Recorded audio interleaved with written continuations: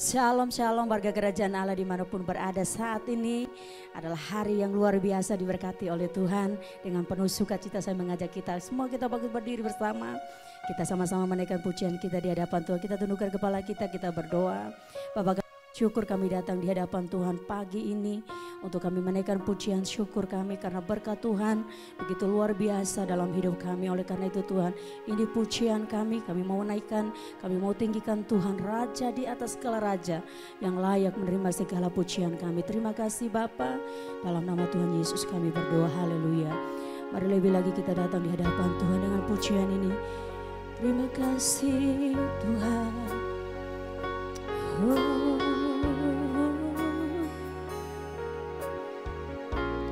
Kasih-Mu Tuhan, Jesus. Mari dengan pujian sama-sama kita katakan.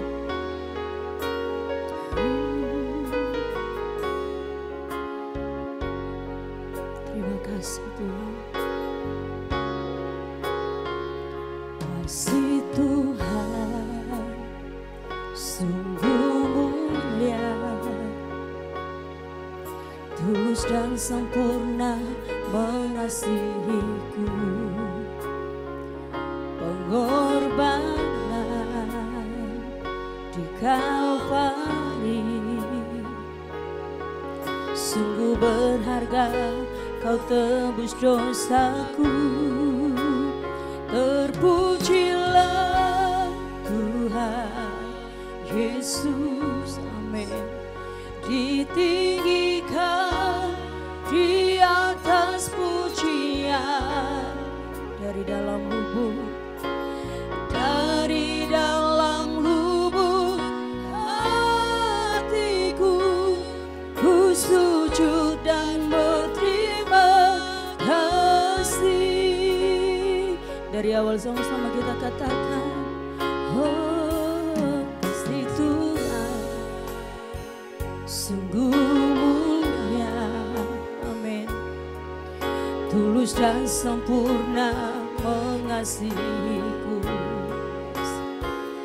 Pengorbanan di Kalvari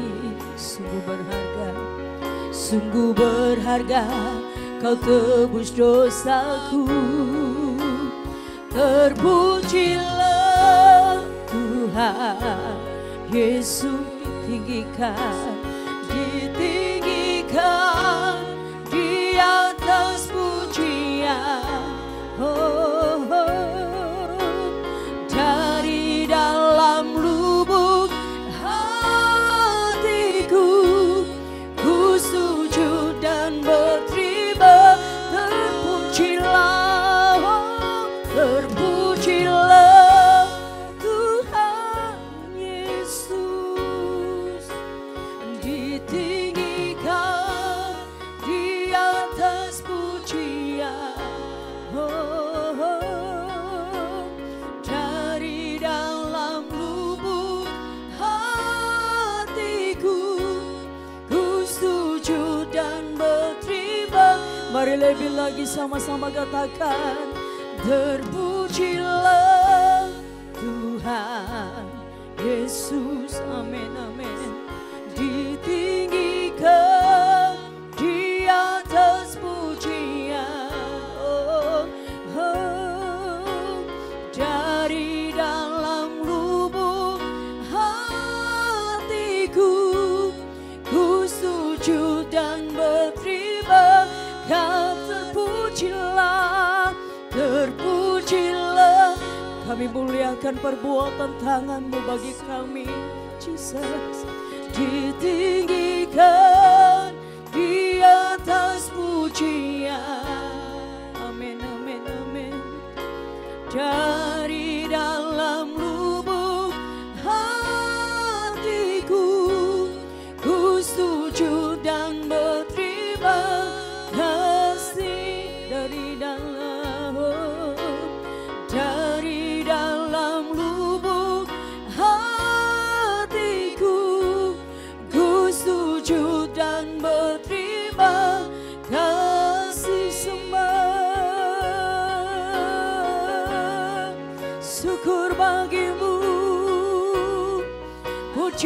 pujian hanya bagimu. Kami bersyukur, kasihku akanmu, kasih anugerahmu tiada taranya bagi kami Tuhan. Kami bersyukur, segala pujian hanya bagimu, segala sembah kami tinggikan namamu Tuhan. Sebab perbuatanmu ajaib, tiada yang sepertimu. Ajaib selamanya kau Tuhan, perbuatan kasih-Mu kami muliakan, kami tinggikan. Terpuji namamu Yesus. Haleluya, haleluya. Terima kasih, Kau setia bagi kami, Kau selalu bahkan kasih-Mu Tuhan. Kami bersyukur, kami sembah Kau Tuhan. Harapanku di dalam-Mu, katakan sama-sama, hanya Kau Yesus kuatku. Ku percaya,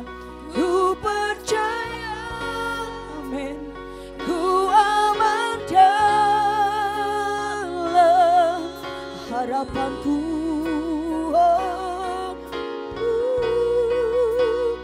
Harapanku di dalam-Mu, mari katakan, hanya Kau Yesus kuatku.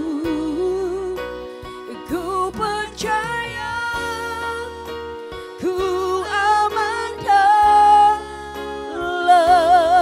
Mari serukan sekali lagi, harapanku Tuhan, harapanku di dalam-Mu.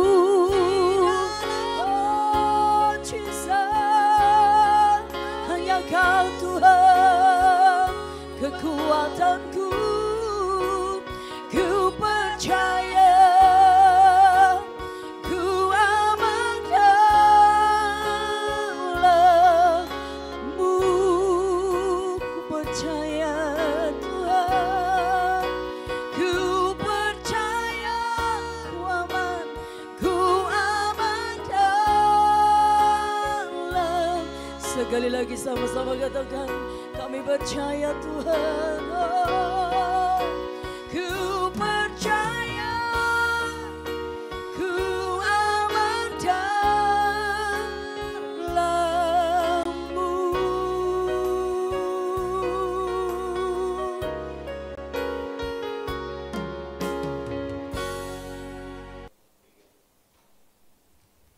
Puji Tuhan, salam Bapak Ibu yang dikasihi Tuhan Yesus Kristus. Kita hari ini berjumpa lagi. Saya berdoa supaya semua kita dalam keadaan sehat-sehat saja, dalam keadaan penuh sukacita, dalam keadaan penuh dengan ketenangan yang dari Tuhan. Karena tentu kita bukan karena mengandalkan kekuatan yang lain, tapi karena kita mengandalkan kekuatan Tuhan. Sebelum kita dengarkan firman Tuhan, mari kita berdoa minta tuntunan Tuhan.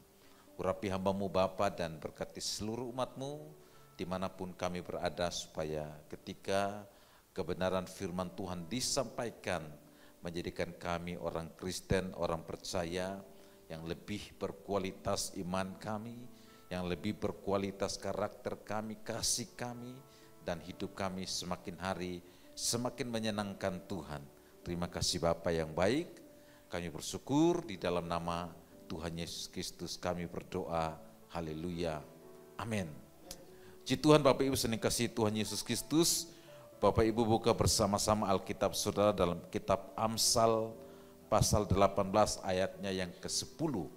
Saya kasih tema khotbah saya hari ini adalah larilah pada Tuhan. Kita baca dulu ayat ini, tapi saya ambil dari versi yang lain. Tuhan itu seperti menara yang kuat, kesanalah orang jujur pergi dan mendapatkan aman.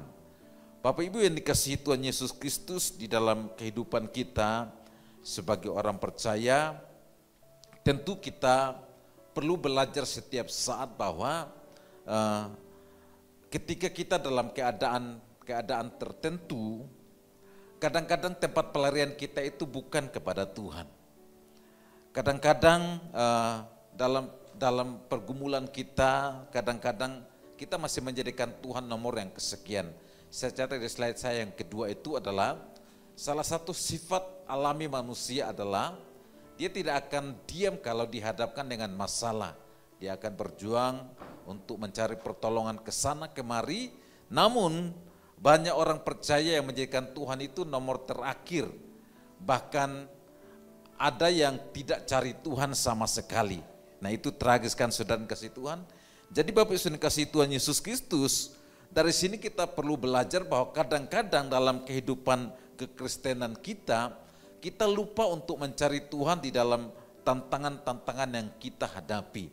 Tanpa sadar orang mengandalkan kekuatan-kekuatan yang lain sehingga menjadikan kehidupannya itu mengalami ada begitu banyak tidak ada jawaban di hidupnya, baru pada akhirnya dia datang kepada Tuhan. Puji Tuhan kalau datang pada Tuhan. Kalau tidak datang pada Tuhan kan repot saya kasih Tuhan. Itulah sebabnya kita perlu belajar dari perempuan yang sakit pendarahan. Dia sudah berlari ke sana kemari untuk mencari pertolongan. Namun ujung-ujungnya yang dia temukan adalah pertolongan yang ada dalam tangan Tuhan. Bapak Ibu yang dikasihi Tuhan Yesus Kristus, salah seorang tokoh Alkitab yang juga kisah hidupnya kita banyak belajar dari dia adalah Raja Daud. Firman Tuhan juga mencatat bahwa dia juga mengalami hal yang sama dan bahkan ada satu kitab Mazmur yang ditulis oleh Raja Daud yang terkenal adalah dia berkata bahwa aku melayangkan mataku ke gunung-gunung, dari manakah datangnya pertolonganku. Pada akhirnya dia punya kesimpulan bahwa pertolonganku itu datangnya dari Tuhan. Bapak Ibu sering kasih Tuhan, dalam kehidupan Raja Daud ketika dia dihadapkan dengan krisis-krisis dalam kehidupannya dia, firman Tuhan mencatat bahwa ada saatnya di mana mungkin dia juga mengalami keputusasaan. Suatu ketika mungkin dalam perenungannya dia kemudian berpikir begini bahwa bagaimanapun juga suatu saat Saul akan berhasil membunuh saya, dan ketika pemikiran seperti itu muncul, maka dia mencari pertolongan yang lain. Firman Tuhan mencatat bahwa dia kemudian melarikan diri ke salah seorang raja orang Filistin dan dia pikir sampai di situ dia aman. Justru ketika dia lari ke situ, memang dia terhindar dari tangan Saul, tapi dia sedang menyerahkan hidupnya ke tangan yang salah. Itulah sebabnya saudara kasih Tuhan, sekali lagi mari kita belajar bahwa kadang-kadang dalam kehidupan kita bersama dengan Tuhan, ketika kita dihadapkan dengan tantangan, maka kadang-kadang tempat pelarian kita itu masih salah. Haleluya, itulah sebabnya saya kasih Tuhan, mari kita belajar. Nah, saya catat di slide saya yang berikutnya adalah masih banyak orang berpikir prokes itu cukup, maksudnya itu adalah kalau kita di zaman Covid kemarin kan pakai masker dan segala macam ya, vaksin yang bagus cukup, minum vitamin cukup, obat yang bagus cukup, dokter yang bagus cukup, rumah sakit yang bagus cukup, punya jabatan, kedudukan, kekuasaan cukup, bahkan pintar, rajin dan kerja keras sudah cukup, sehingga banyak orang yang berjuang kerasnya di situ saja. Maksud saya begini Pak, karena mereka menganggap bahwa punya jabatan, kedudukan, kekuasaan cukup, maka mereka habis-habisan untuk mengejar jabatan, mereka habis-habisan mengejar kedudukan, mereka habis-habisan mengejar kekuasaan, mereka habis-habisan untuk menjadi pintar, bahkan mereka habis-habisan kerja keras, hari Minggu pun mereka bukan cari Tuhan tapi mereka kerja keras. Nah itu karena mereka berpikir bahwa itu cukup bagi mereka. Tetapi hari ini kita perlu belajar bahwa sebetulnya kita bukan, itu bukan kebutuhan kita yang kasih Tuhan. Firman Tuhan mencatat bahwa cari dahulu kerajaan Allah dan kebenarannya, maka semuanya itu akan ditambahkan kepadamu. Sehingga hari ini saya ingin untuk ajak kita semua untuk coba renungkan seberapa besar, kuat dan giginya atau perjuangan kita untuk mengejar Tuhan, berlari pada Tuhan saat saudara dan saya dihadapkan dengan tantangan. Perempuan yang sakit pendarahan kembali menjadi contoh bagi kita. Kalau Alkitab mencatat sakit pendarahannya 12 tahun, otomatis secara fisik dia lemah, kemungkinan besar badannya kurus dan kasih Tuhan.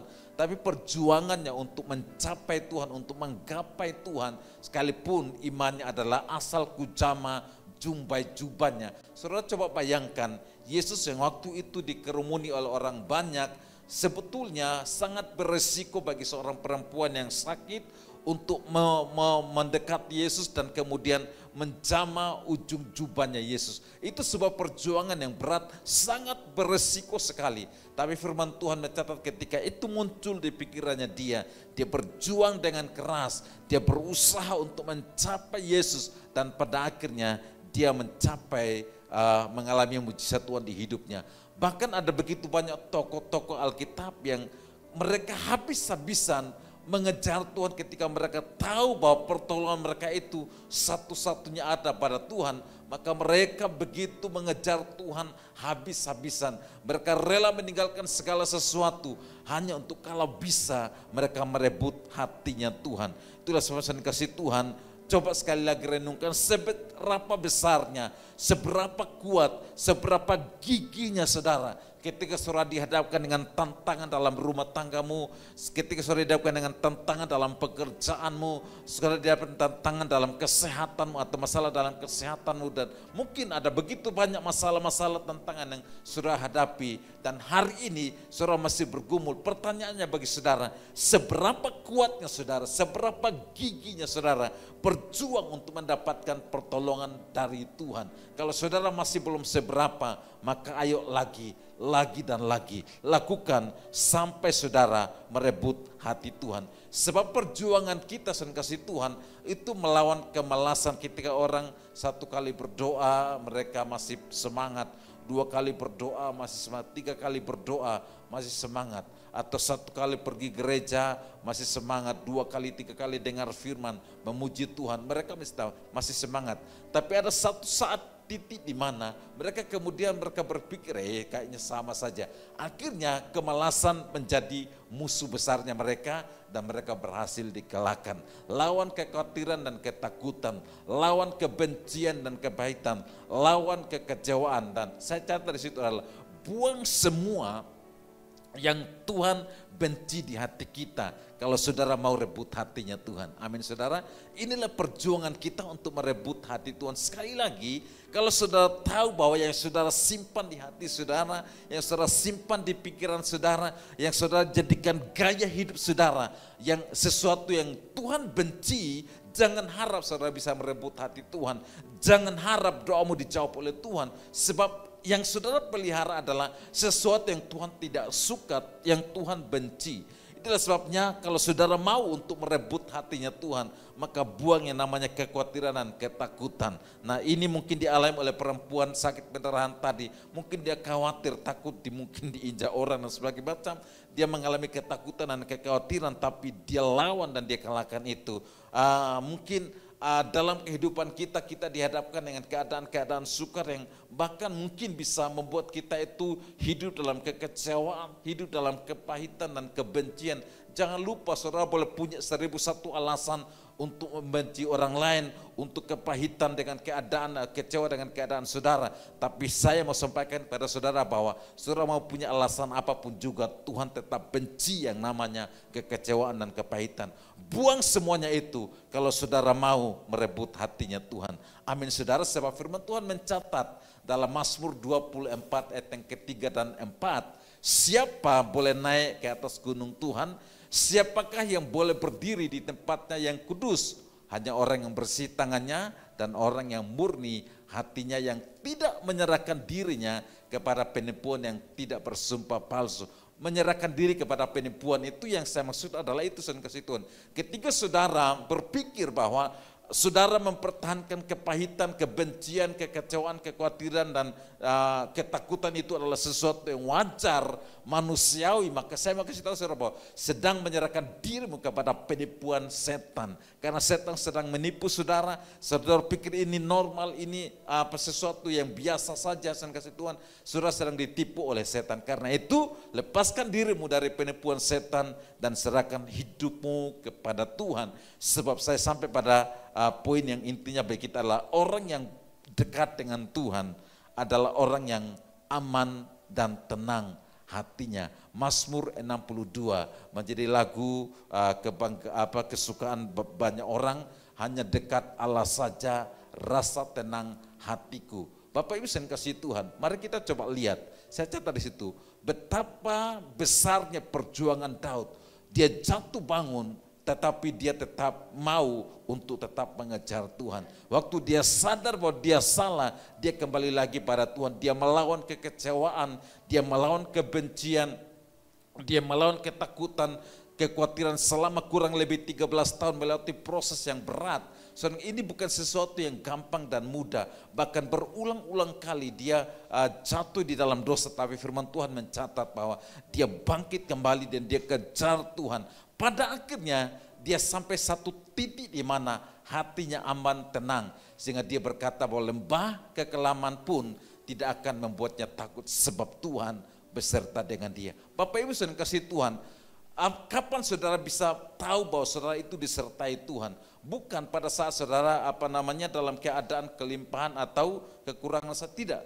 Saat saudara tahu bahwa saudara disertai Tuhan adalah saat di mana saudara memutuskan untuk membuang semua yang dia benci di hidupmu, dan kemudian saudara sanggup melepaskan pengampunan, saudara sanggup mempercayai dia, maka itu adalah saat di mana saudara mengerti bahwa Tuhan ada berserta dengan saudara. Amin saudara. Jadi kita belajar bahwa orang yang dekat dengan Tuhan, maka orang yang aman dan tenang hatinya. Ketika saudara aman dan tenang hati saudara, maka saudara, saya percaya bahwa salah satu ayat yang berkata bahwa saudara akan sanggup untuk berdoa dan bergantung penuh kepada Tuhan dengan segenap hati saudara. Nah, yang terakhir adalah saya kasih Tuhan, orang yang dekat dengan Tuhan itu diluputkan. Nah, coba lihat sebentar di sini, teritori kerajaan Allah adalah teritori yang tidak dapat disentuh oleh musuh kita. Nah, teritori di sini bicara tentang area dan kasih Tuhan, dan kita perlu mengenali teritori Allah agar kita tinggal di dalamnya.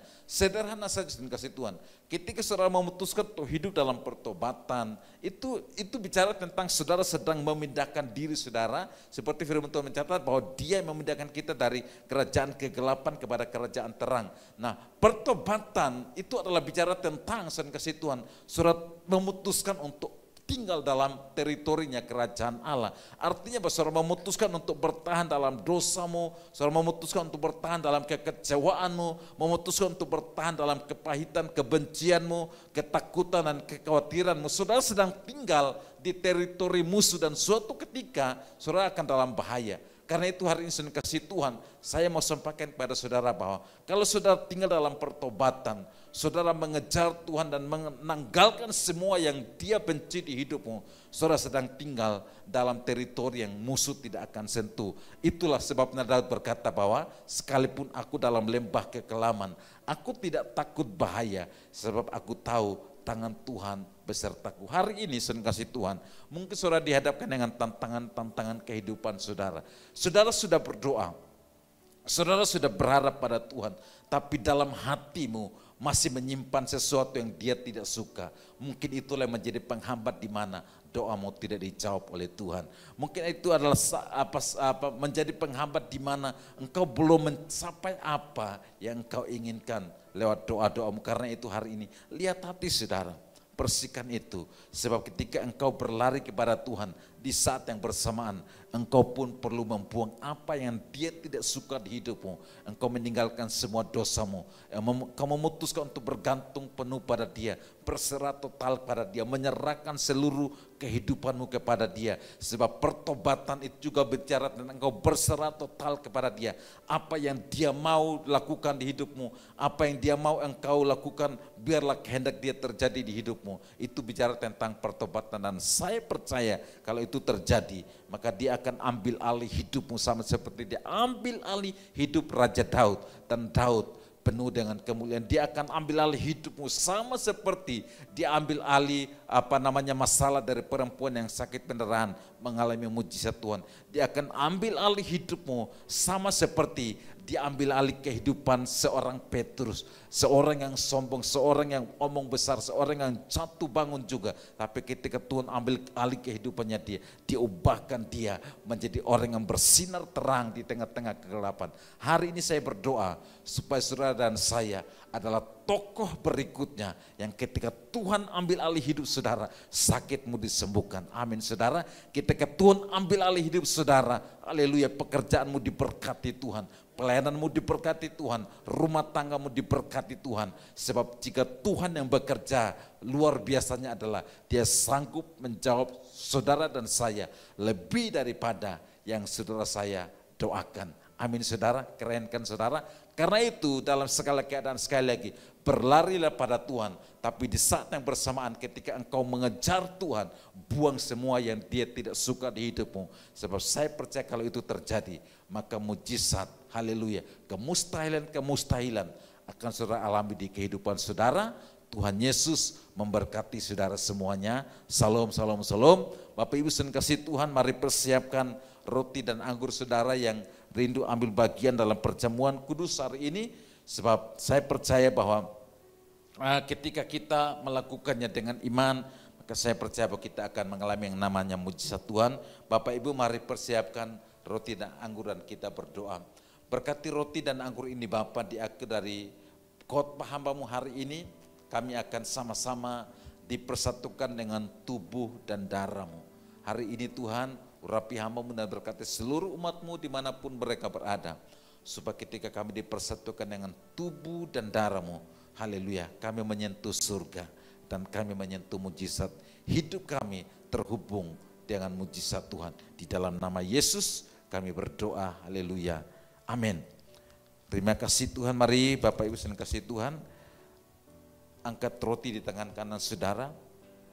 Saya seringkali ingatkan kepada seluruh umat Tuhan yang ambil bagian dalam perjamuan kudus. Banyak sekali kesaksian-kesaksian di jemaat yang kami layani di Sumba, bahwa ketika mereka ada yang dalam keadaan sakit dan kemudian mereka ikut perjamuan kudus, mereka lakukan dengan sungguh-sungguh, dengan iman, maka ada kesaksian di mana sakit mereka yang bertahun-tahun dipulihkan Tuhan hanya lewat ketika mereka melakukan perjamuan kudus. Bapak Ibu saudara kasih Tuhan, mungkin saudara pun akan mengalami skenario mujizat yang sama. Karena itu lakukanlah dengan penuh sungguh-sungguh di hadapan Tuhan. Percaya Bapak Ibu saudara, bahwa roti yang saudara angkat adalah persekutuan kita dengan tubuh Tuhan kita Yesus Kristus. Yang percaya dengan iman, mari kita makan bersama-sama dalam nama Yesus.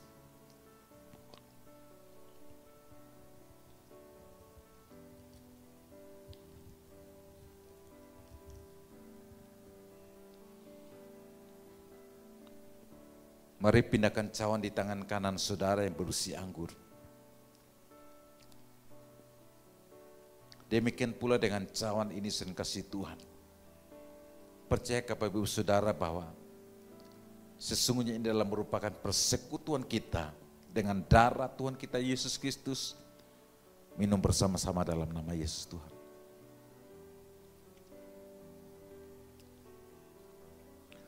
Mari kita berdoa bersama-sama. Terima kasih Bapak yang hebat, Bapak yang luar biasa, Bapak yang penuh kuasa. Hari ini kami bersyukur dan bangga peroleh kesempatan untuk berharap dan bergantung kepada Engkau. Hari ini kami juga bersyukur bahwa ketika kami dalam kesukaran kami, Engkau membuka tanganmu dan berkata bahwa marilah kepadaku yang letih lesu dan berbeban berat, aku akan memberikan kelegaan kepadamu. Hari ini Bapa, kami datang kepada Engkau, kami bawa seluruh kehidupan kami bawa tantangan kehidupan kami bawa rumah tangga kami bawa pekerjaan kami, pelayanan kami, bahkan yang dalam keadaan sakit hari ini, kami bawa seluruh kehidupan kami ke dalam tangan Tuhan. Kami tahu bahwa harapan kami adalah tangan-Mu terulur bagi kami, mujizat-Mu tersedia bagi kami. Karena itu kami berdoa bagi seluruh umat-Mu dimanapun berada, supaya Tuhan Engkau nyatakan kemuliaan-Mu bagi mereka. Haleluya. Di dalam nama Yesus Tuhan, sehingga mereka menjadi orang yang bukan hanya menonton, yang bukan hanya mendengar tentang mujizat, tapi mengalaminya di hidup mereka, dan dari mulut mereka kesaksian-kesaksian yang mulai dikeluarkan untuk hormatan kemuliaan nama Tuhan. Kami bersyukur hari ini Bapa, memulai hari ini, memulai minggu ini bersama dengan Tuhan, di dalam nama Tuhan Yesus Kristus kami berdoa. Haleluya. Sama-sama kita yang percaya katakan amin. Tuhan memberkati Bapak Ibu Saudara semuanya. Salam, salam, salam.